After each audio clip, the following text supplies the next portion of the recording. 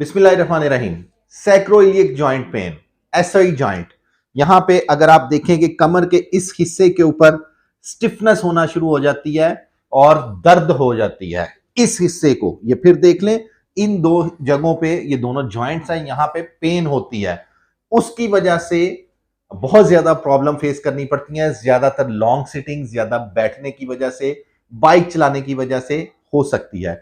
एक वर्जिश, सिर्फ एक वर्जिश बताऊंगा एसआई जॉइंट के लिए। अगर आप ये वर्जिश करेंगे तो आपकी जो दर्द एसआई जॉइंट की स्टिफनेस की वजह से है वो बेहतर हो जाएगी। करना आपने ये है कि आपने सीधा लेट जाना है, आपने सीधा लेटना है। जिस साइड पे आपको पेन है आपने उसको, घुटने को इस टांग के ऊपर इस तरह रखना है, दूसरी वाली टांग के घुटने को थोड़ा सा बेंड कर लेना है। अब आपने उस तरफ टर्न लेना है और आपका घुटना जमीन पे लगा होगा। इसी दौरान आपका दूसरा घुटना भी जमीन पर लगेगा।